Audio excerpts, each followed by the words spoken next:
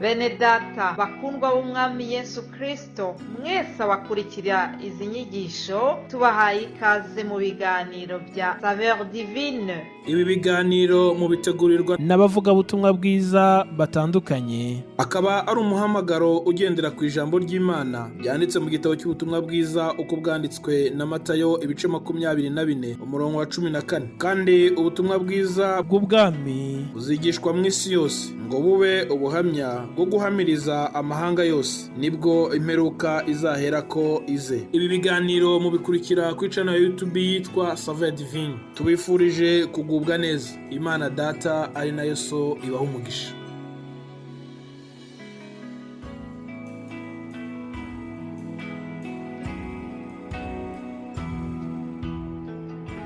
Shalom shalom bakundwa bene data dusangiye gucungurwa n'amaraso y'umwami wacu Yesu Kristo. Nongeye kubaramutsa muri aka kanya mu izina ry'umwami wacu n'ubundi Yesu Kristo, ubuntu bw'Imana bukomeze bubane namwe. Ngarutse rero ku bwa Saveur Divine muri kano kanya, kandi nk'uko mumaze kubimenyera nkunda kubisubiramo. Uru rubuga rwa Saveur Divine bategura insanganyamatsiko zitandukanye, noneho tukabiganiraho mu gihe cy'icyumweru, insanganyamatsiko runaka mu gihe cy'icyumweru n'abakozi b'Imana batandukanye cyangwa se abantu Imana banyujejemo ubutumwa, kugira ngo abumva izi nyigisho, abakurikirana urubuga rwa Saveur Divine barusheho kunguka binyure mu ijambo ry'Imana.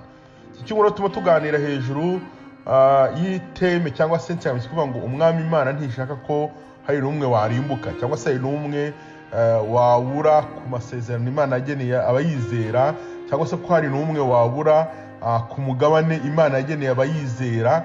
Niyo mpamvu turimo tuvuga ngo habonekaho kwihana, habonekaho kwisubiraho, kuko icyo Imana ishaka nuko nta n'umwe warimbuka ngo azabure mu bana bayo. Umugambi w'Imana ku mwana w'umuntu ni umugambi muremure kandi mwiza. Iyo urebye ibyo Imana yagiye ikorera abana b'abantu uhereye mu gitabo cy'itangiriro ukageza kugaruka kwa Yesu, Imana yagiye yihanganira abantu kugira ngo irebe ko baba beza, bakora byiza, ariko abantu bagumye kurushaho kugomera Imana. Ariko na n'iyi saha Imana ntishaka ko umwana w'umuntu yarimbuka, ahubwo Imana ikeneye ko umwana w'umuntu yava mu byaha agakizwa, yarangiza akazabona ubugingo buhoraho. Iyi teme turimo tuganira muri kino cyumweru tuyisanga cyane mu bice bibiri bya Petero, Petero wa kabiri ibice 3 umurongo wa 9 niho tuyisanga. Petero wa kabiri ibice 3 umurongo wa 9 bavuga ngo umwami Imana ntitse isezerano ryayo nk'uko bamwe babitekereza yuko iritinza, ahubwo itwihanganira idashaka ko hagira n'umwe urimbuka, ahubwo ishaka ko bose bihana. Hari igihe abantu benshi bibwira yuko kuba ubwami bw'Imana, kuba iby'Imana yavuze, kuba umunsi wa nyuma w'amateka utagera, kuba Yesu atagaruka, hari harimo weakness y'Imana. Ariko hoya, ijambo ry'Imana tuvuga ngo ntabwo Imana itinda isezerano nk'uko bamwe babyibwira, ngo ahubwo itwihanganira ishaka ko twese tubona ubugingo buhoraho, nta n'umwe warimbuka. Umugambi w'Imana, ibi byerekana neza ko umugambi w'Imana ku mwana w'umuntu ari ukugira ngo abone ubugingo buhoraho. Icyaha cyangwa se igituma umwana w'umuntu atandukana n'Imana bizanwa na Satani, ariko Imana yifuza ko umwana w'umuntu yabona ubugingo buhoraho. Ni nayo kamere y'Ubumana, ni nayo mpamvu ijya kurema ngo yaremye Adamu na Eva, irangije ngo irabahereza ahantu ho kuba heza, ibabwira ibyo bagomba gukora kugira ngo bazahure n'ubuzima bwiza. Ariko umwana Satani arabinjirira, ababuza kugira ku mugambi w'Imana mu buzima bwabo.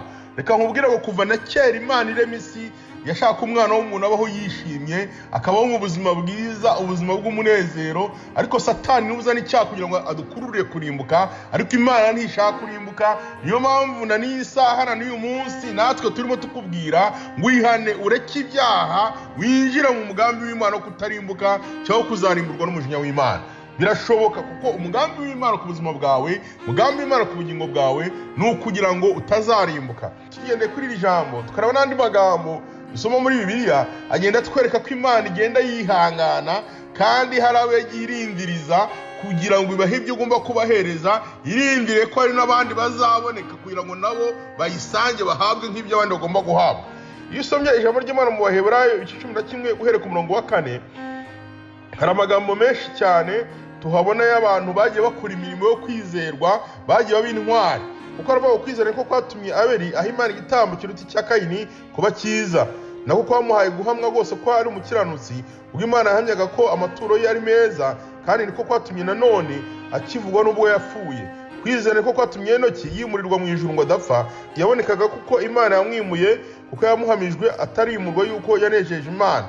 Aba bantu bose ujye ubumva bavuga Aburahamu, bavuga Sara, bavugamo abantu benshi bagiye baba intwari zo kwizera, ariko iyo ugeze ku murongo wa 10:39 haravuga ngo abo bose nubwo bamaze guhamwa neza kubwo kwizera kwabo. Abo bose twabonye, nawe n'uzabasome uzabare mu gice cy'Abaheburayo, ngo abo bose nubwo bari bamaze guhamwa neza kubwo kwizera kwabo. Aba bantu nubwo ari abantu bari bakwiriye ndetse n'ijuru ryishimiraga n'Imana yishimiraga, ngo nyamara niba bahawe ibyasezeranyijwe. Tugarutse kuri rya jambo twabonye n'ubundi muri Petero wa 2, ngo Imana ntitinze isezerano ryayo. Aba bose nabo ntabwo bari bahabwa ibyasezeranyijwe, niko Bibiri tubwira. Nyamara ntibari bahabwa ibyasezeranyijwe kuko Imana yatungambiriye ikirushaho kuba cyiza, kugira ngo abo badatunganywa rwose tutari kumwe. Umva abo bose badatunganywa tutari kumwe, nawe utari wahagera, nawe utari winjiramo, nanjye nayo ninjiramo. Ntabwo Imana itinze isezerano ryayo nk'uko bamwe babyibwira, kuko n'aba ngaba intwari zo kwizera ngo baracyategereje, baracyarindiriye yuko nawe nanjye twihana tukava mu byaha, tugakora ibyo gukiranuka, tukinjira mu mwana w'ubugingo, ibyo Imana yageneye abera tukabifatira rimwe. Niyo mpamvu n'aba ngaba bitwa intwari zo kwizera bakirindire. Niko ijambo ry'Imana tubwiye ngo bose bamaze guhamwa neza kubwo kwizera kwabo, nyamara ntibari bahabwa ibyasezeranyijwe. Umwami Imana ntabwo atinze isezerano rye nk'uko bamwe bibwira. Umva impamvu Imana yatinze isezerano ryayo. Harakomeza kuko Imana yatugambiriye ikirushaho kuba cyiza, kugira ngo badatunganywa rwose tutari kumwe. Nta kindi gitumye Aburahamu, nta kindi gitumye Henoke, nta kindi gitumye Abeli, nta kindi gitumye aba bose bajya batubwira Imana ikibihanganisha ngo mwe murindiriye. Nta kindi, ni ukugira ngo weho nanjye twebwe tukiri muri iyi si, twebwe tukiri muri ubu buzima twihane, tuve mu byaha, tuve mu ngeso mbi, natwe tuba abaragwa b'ubugingo, tuzafatanye nabo bose guhabwa iby'Imana yageneye abera. Bene data, aya magambo ndumva anyuze cyane, ariko ngo nawe kunyure nuyumva uzumve yuko Imana nta kindi kintu igambiriye kugira ngo nawe uboneke muri bamwe mu baragwa b'ubwami bw'Imana, kandi uboneke muri bamwe mu bazasangira n'abandi, mu bazahabwa n'abandi ingororano. Niyo mpamvu abo bose bakirindiriye. Ntabwo Umwami Imana itinze isezerano ryayo. Icyo Imana ishaka nuko weho, nuko runaka, nuko uri yuzi, nuko uriya mwabanye, nuko nyewe, nuko twese duhindukira tukava mu ngeso zacu mbi, ahubwo tukihana, tukareba Imana, ubundi tukazagorerwa turi kumwe n'abo bose. Niko batubwiye ngo abo bose ntabwo bari bahabwa ibyasezeranyijwe, ntabwo bari babihabwa rwose, nubwo babibikiwe, nubwo ayo masezerano bafite, kuko Imana yatugambiriye ikirushaho kuba cyiza, kugira ngo batatunganywa rwose tutari kumwe. Harindiriwe runaka, kugira ngo nawe rwose wihane, ujye mu mubare w'abana b'Imana, nawe uzahabwe ibyanga bazahabwa ariko muri kumwe. Petero yigeze yabivugaho cyane muri rwandiko rwa 2 rwa Timoteyo, ibice n'umurongo wa 8. Yigeze yavuga amagambo meza nkunda cyane. Yaravuze ngo ibisigaye mbiki ikamba yo gukiranuka ry'Umwami wacu umucamanza utabera azamakuru urya munsi. Ariko umumva ijambo nkunda yavuze aha ngaha, ngo nyamara si nyine, ahubwo nabakunze kuzaboneka kwe bose. Reka nkubwire ngo nawe uri mu bakandida bo guhabwa ikamba ryo gukiranuka, kuko Pawulo we yaravuze ngo ntabwo ari njyewe nyine. Pawulo yaravuze ngo ibisigaye bikiwe ikamba ry'ubugingo, ariko yibuka yuko Imana yacu idakiranirwa, ahubwo ikeneye na runaka. Ibyo arabyibuka, arabizirikana, aravuga ngo nubwo mbikiwe ikamba ry'ubugingo, ariko ndabizi neza ko hari abandi, hari barumuna banjye, hari abazankurikira, hari abazavuka nyuma yanjye, hari abazaza mu gihe cyanjye nyuma, ngo ariko abo bose nibaramuka rwose bizeye bagakunda kuzaboneka k'Umwami wacu Yesu, bakihana bakava mu byaha, nabo ni abakandida ku ikamba ry'ubugingo nanjye mbikiwe. Reka nkubwire ngo ntabwo kuba isi itarangira, ntabwo kuba Umwami Yesu atarangiza ibi bintu, ntabwo kuba ibyo dusoma muri Bibiliya bidasohora ngo birangire, iherezo ry'abanyabyaha rishyirweho. Si uko Imana itinze isezerano nk'uko bamwe bibwira, si uko Imana hari ikindi cyihishe inyuma tutazi, ahubwo ukuri kurimo ni uku nguku. Imana ikeneye ko nawe wihana ukava mu byaha, Imana ikeneye ko abantu bihana bakava mu byaha, nabo kuko ni abakandida ku bugingo buhoraho, nabo kuko ni abakandida ku byiza Imana ateguriye abera. Reka nkubwire mushiki wanjye, mwene data, nkubwire wowe ari wowe wese uzumva kino kiganiro cya Saveur Divine, mwongera gushishikariza kwihana, ukava mu byaha, ukava mu ngeso mbi, ukava mu bintu byose bidafite umumaro, kuko Imana iragukeneye mu bantu ikeneye kuzabana nabo.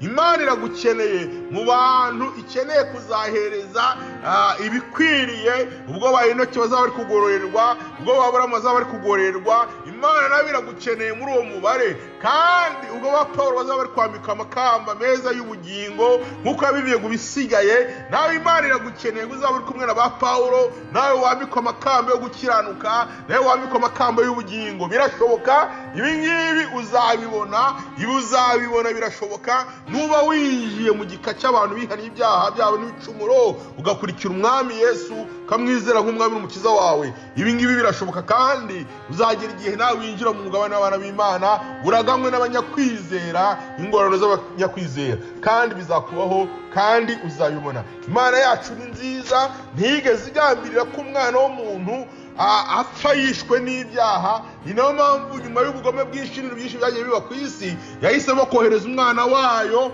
Ni kugira ngo Yohana tugira ngo byatumye itanga umwana wayo ikunda, kugira ngo umwizera wese atarimbuka, ahubwo ahabwe ubugingo buhoraho. Muri Yesu habitsemo ubugingo buhoraho. Izere Yesu, uri umukandida w'ubugingo buhoraho. Nibyo ngusabiye mu izina rya Yesu Kristo, amen.